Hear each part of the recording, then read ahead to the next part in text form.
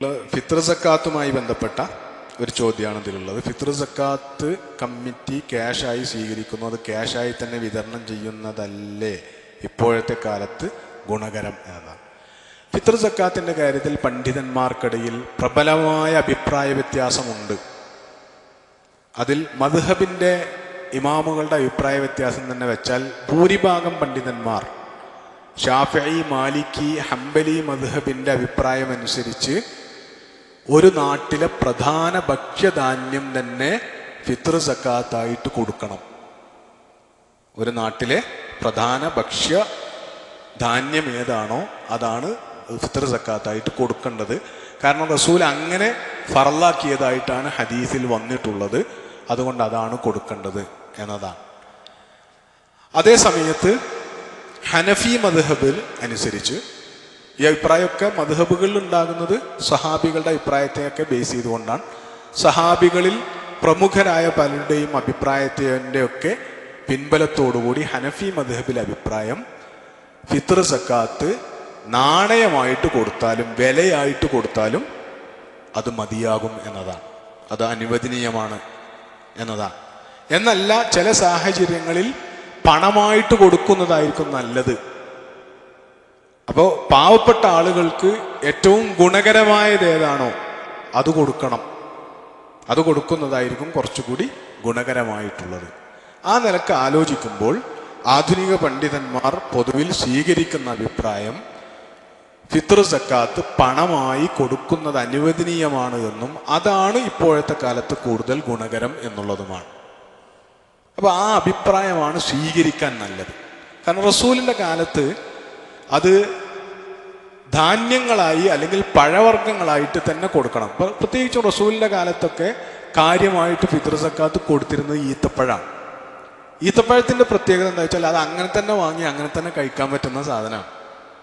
അപ്പോൾ കൊടുക്കണവർക്കും ഉപകാരം അതാണ്. കാരണം ഭൂരിഭാഗം ആളുകളും കർഷകരാണ്, അവരുടെ കയ്യിൽ ഈത്തപ്പഴം സാധനം ഉണ്ട്.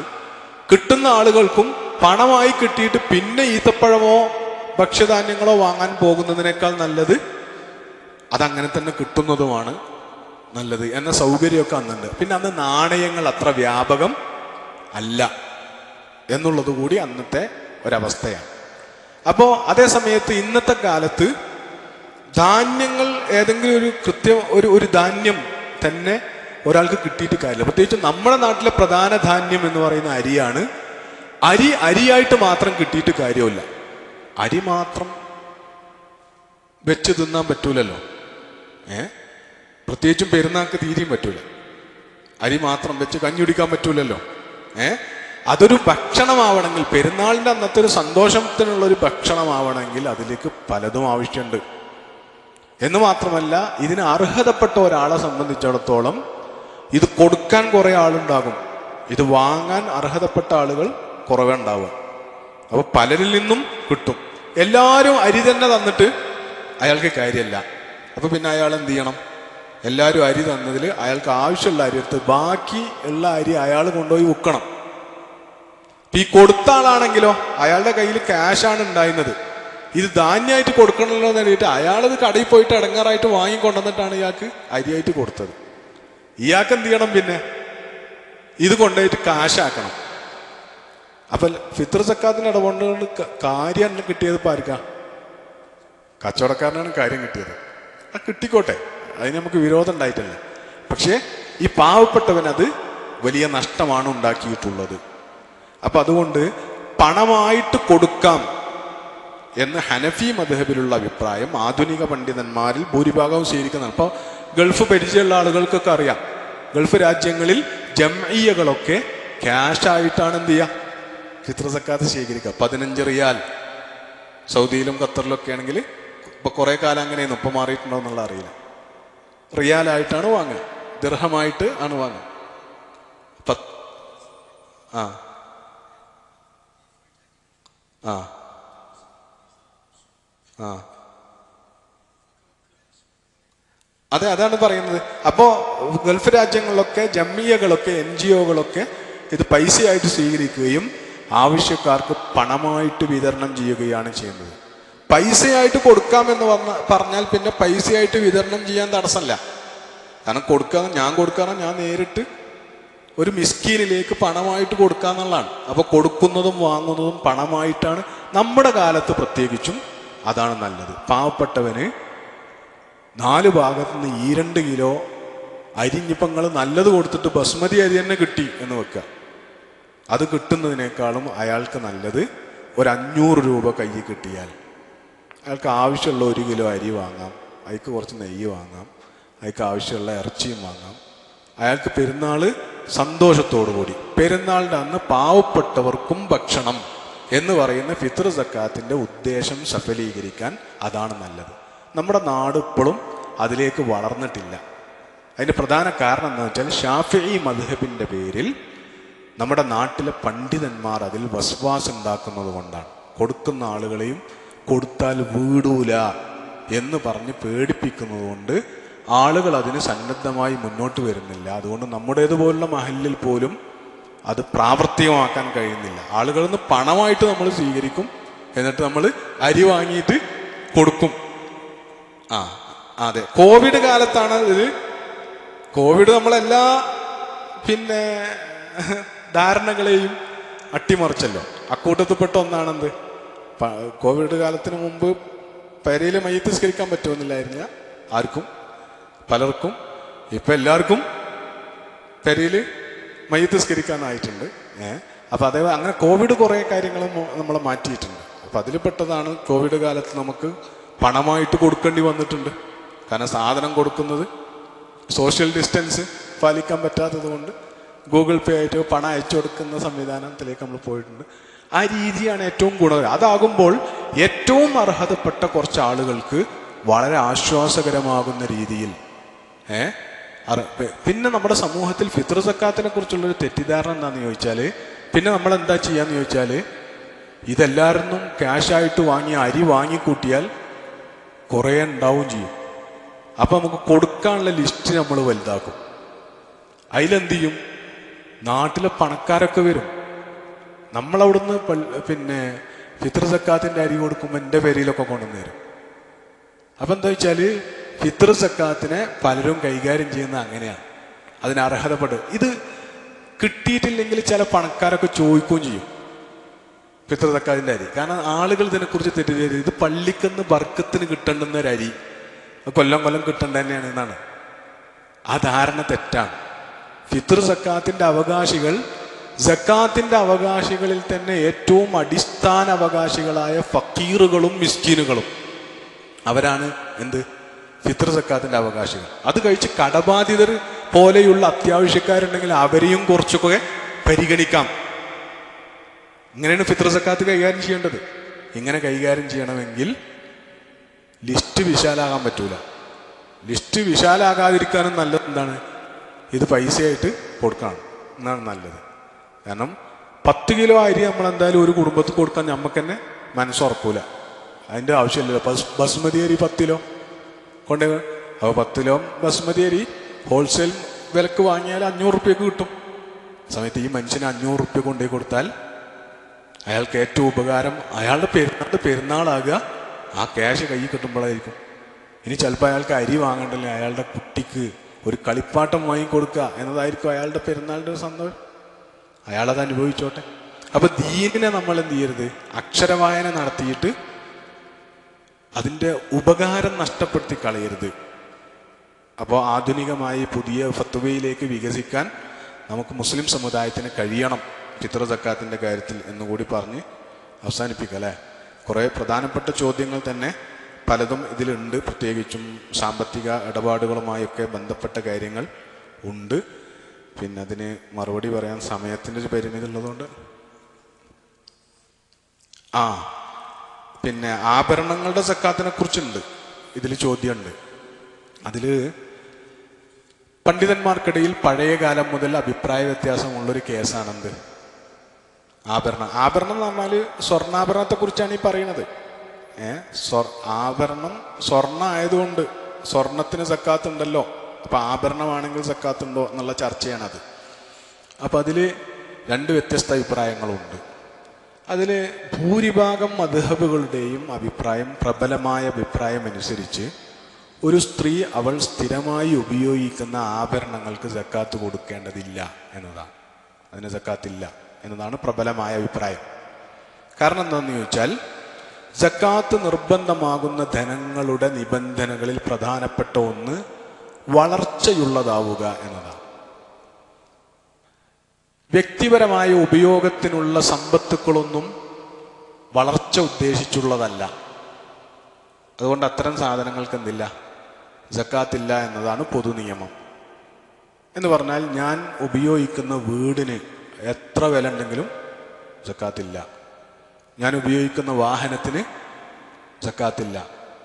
പുരുഷന്മാരും സ്ത്രീകളും ഉപയോഗിക്കുന്ന വാച്ച് എത്ര വില കൂടിയതാണെങ്കിലും അതിന് സക്കാത്ത് കൊടുക്കേണ്ടതില്ല. കാരണം അത് പേഴ്സണൽ ഉപയോഗത്തിനുള്ളതാണ്. അതിലാകെ പരിഗണിക്കേണ്ടത് എന്തേ ഉള്ളൂ, ഹലാലായ സ്വഭാവത്തിൽ അനുവദിക്കപ്പെട്ടതാണോ ഞാൻ ഉപയോഗിക്കുന്നത്. ധൂർത്തിനും ദുർവ്യയത്തിനും അള്ളാഹിനോട് കണക്ക് പറയേണ്ടി വരും എന്നത് മാത്രമേ അതിൽ പ്രശ്നമുള്ളൂ. സ്വർണ്ണാഭരണങ്ങൾ ഉപയോഗിക്കുക എന്ന് പറയുന്നത് പുരുഷന്മാർക്ക് ഹറാമാക്കുകയും സ്ത്രീകൾക്ക് അള്ളാഹു അനുവദിച്ചു കൊടുക്കുകയും ചെയ്തതാണ്. അപ്പം അങ്ങനെ അവരുടെ ഒരു താല്പര്യമായിരിക്കും സ്വർണ്ണാഭരണങ്ങൾ ഉപയോഗിക്കുക. സ്ത്രീകളുടെ ഒരു പ്രകൃതത്തിലുള്ളതാണത്.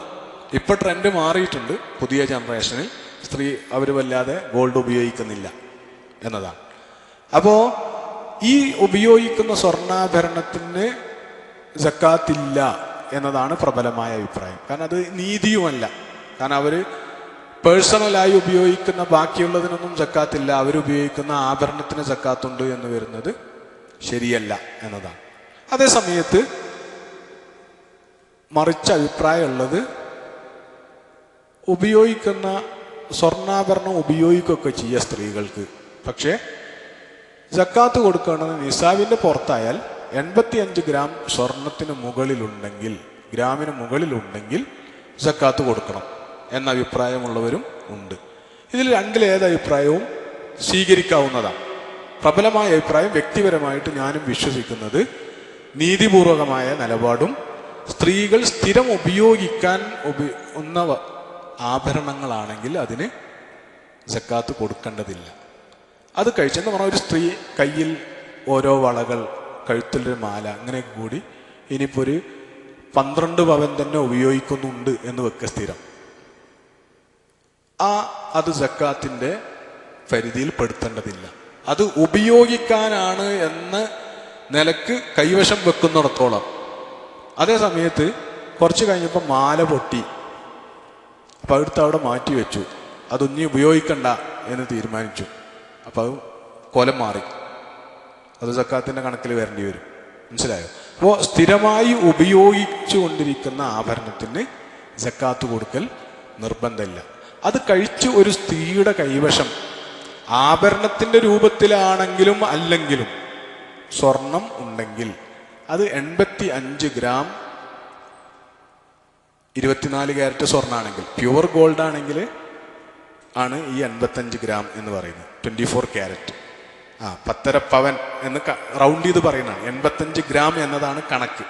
ശരിക്കും കൃത്യമായ കണക്ക് 85 ഗ്രാം എന്നതാണ്. അപ്പം അതുണ്ടെങ്കിൽ അത് 22 ക്യാരറ്റ് ആണ്. ഈ ആഭരണങ്ങൾ 916 ഒക്കെ 22 ക്യാരറ്റ് ആണ് ഉണ്ടാവുക. അതാണെങ്കിൽ 92.7 ഗ്രാം ഉണ്ടെങ്കിലാണ് സക്കാത്ത് ബാധകമാവുക. അപ്പോൾ അത്രയോ അതിൽ കൂടുതലോ ഉണ്ടെങ്കിൽ അതിൻ്റെ 2.5% സക്കാത്ത് കൊടുക്കണം എന്നതാണ് നിയമം.